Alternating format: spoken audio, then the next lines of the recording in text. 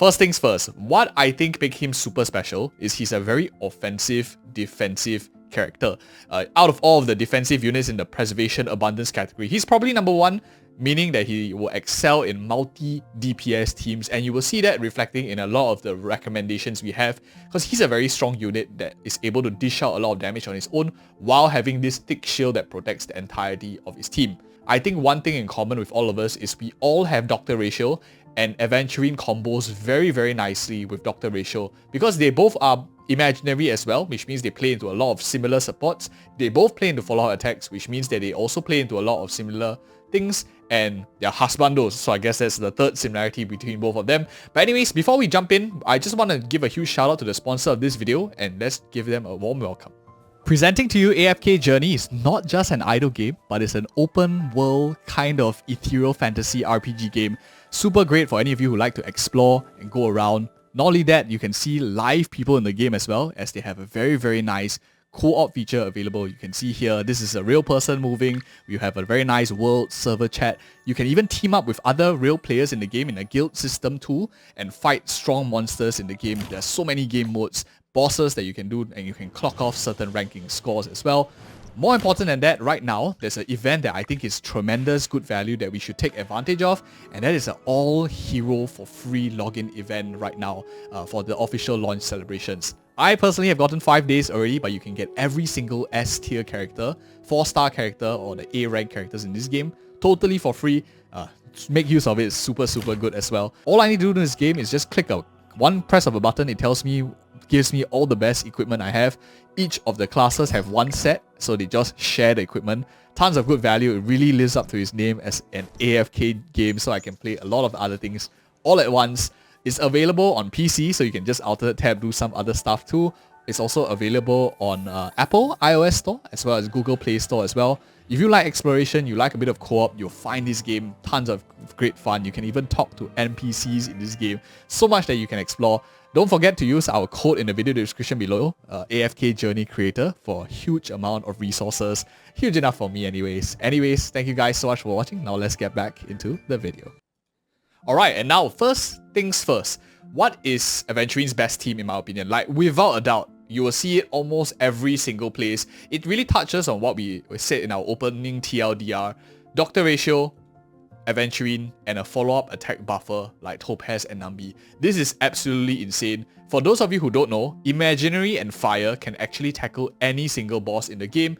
As of course, version 2.1, most of the bosses in the game, or almost all of them, are weak to either Fire or Imaginary. As we talked about in our boss weakness analysis video, you can check that out on the channel as well. I think it's tons of help. We list out like what are the best elements in the game, and we noticed this about it. That's why I think this follow-up attack team is going to be super, super strong, because you have two elements, Fire and as well as Imaginary, to tackle a lot of content, and this is a triple DPS lineup. I guess maybe the lowest out of all three DPS is probably Aventurine, but very strong. Topaz and Nambi benefits from follow-up attackers, and the benefits of follow-up attacking as well. Very, very strong.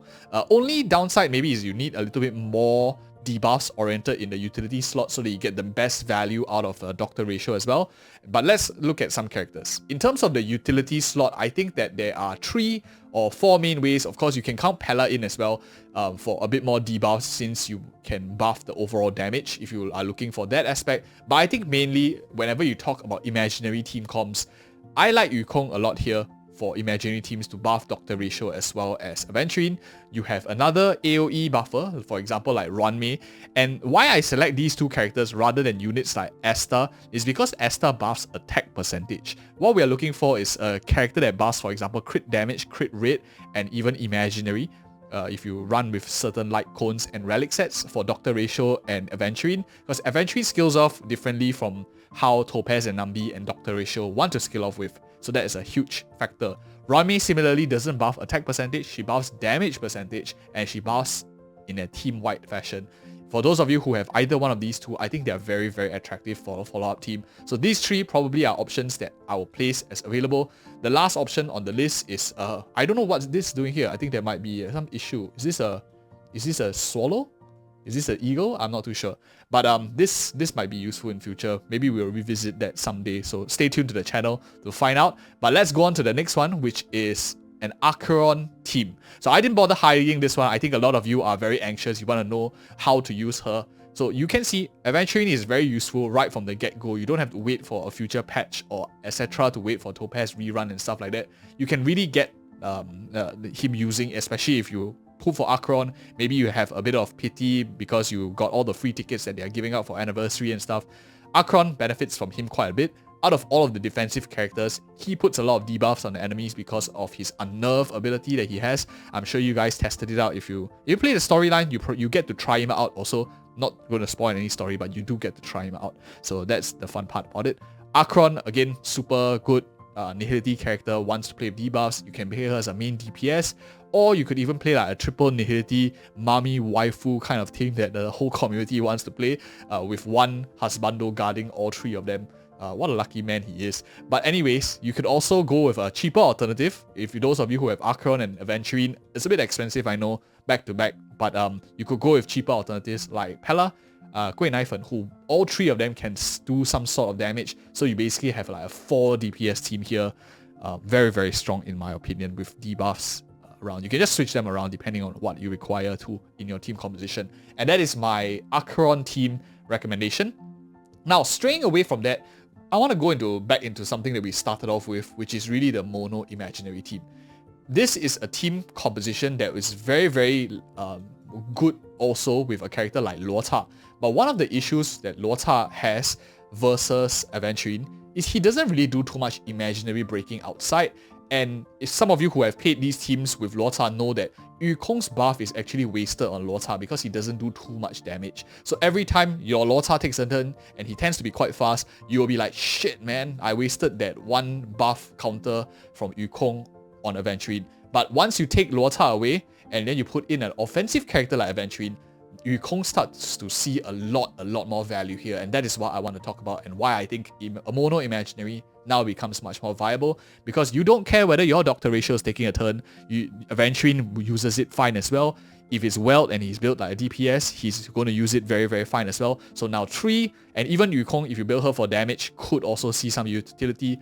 All 4 of characters can then use Yukong's buff, and it no longer becomes such a waste, and you don't have to like speed tune and crack your head on who goes first when, and you don't really need Yukong at E6 anymore because anyone can use the buffs that she gives. Hers is very universal, doesn't really specifically buff one type of DPS that scales off. As long as you can crit, like it's very, very strong, and she's imaginary too. So my first recommendation, of course, is a free unit like Dr. Ratio. Everyone has him. Free unit like Yukong, everyone has her. Very strong as well.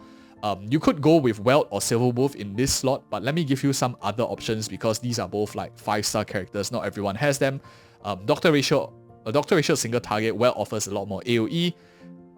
Aventurine is a bit of AoE, but here you get a bit more synergy in terms of the AoE damage aspect. Silverwolf, of course, implants weaknesses, which if you implant imaginary, all of them do more damage on a single target fashion. So that is one way you can go about it. The other way is, of course, playing an Imbibitor Lunae way with Aventurine.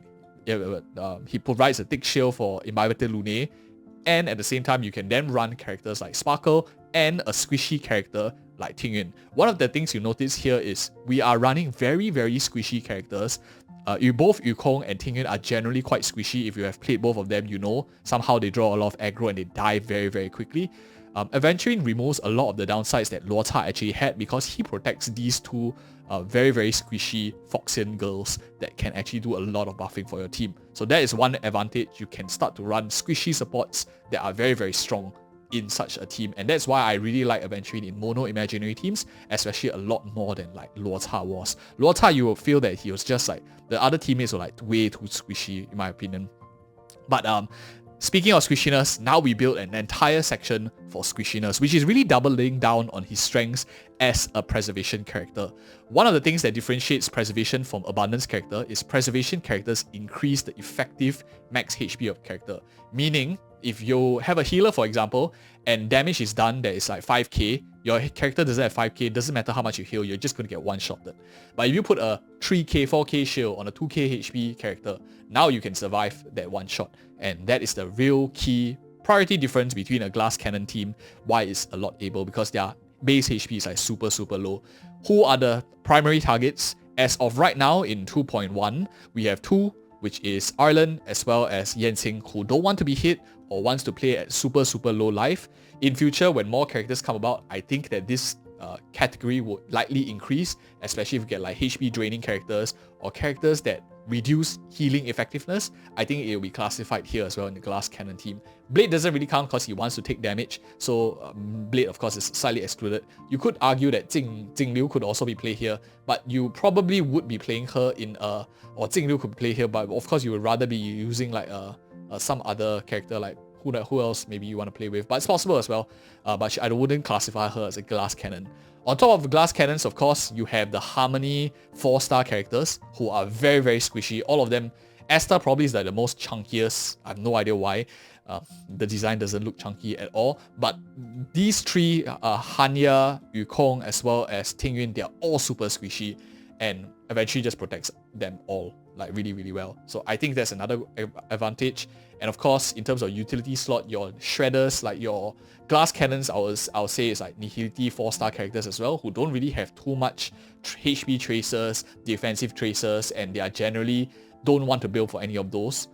Pella, Gui Naifen are two examples of them. If you play any of these characters on screen, you'll realize how fragile they are. Aventurine takes care a lot of the problems, very similar to the likes of a character like Japat, just that he also contributes a lot of damage on the side too. So very strong. This category is just going to grow as long as we get more 4-stars in the game.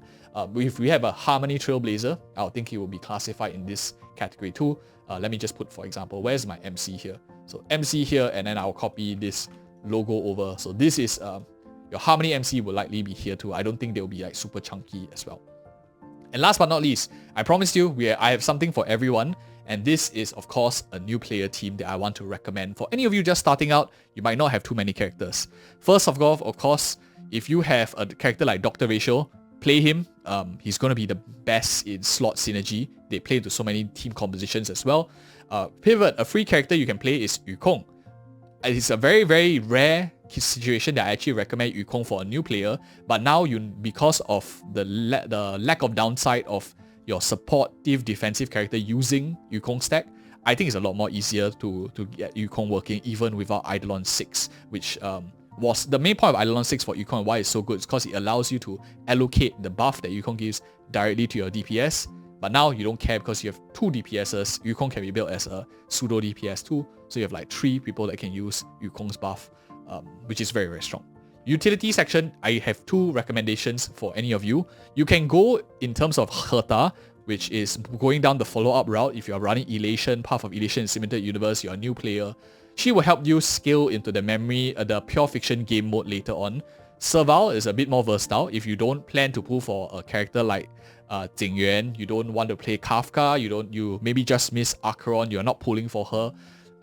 Serval is a pretty good option for lightning AoE damage. Very cheap option, very easy to get her burst back, pretty much very versatile, but doesn't scale very nicely, especially if you have the other 5-star limited lightning characters as well. So a few options that any of you new players can follow. I don't like Esther too much because she buffs attack rather than general crit damage buffing, imaginary buffing like Yukong. But this is probably my opinion of a pretty solid team. You could of course mix and match characters as and when you want. You can even put down here if you don't have Dr. Ratio, just for more single target damage. So some single target, some AoE, some buffing. That would be my recommendation for Aventurine new player teams. And if you found this video helpful, guys, like, comment, subscribe. I do this every single patch for every new character. So see you in the next video.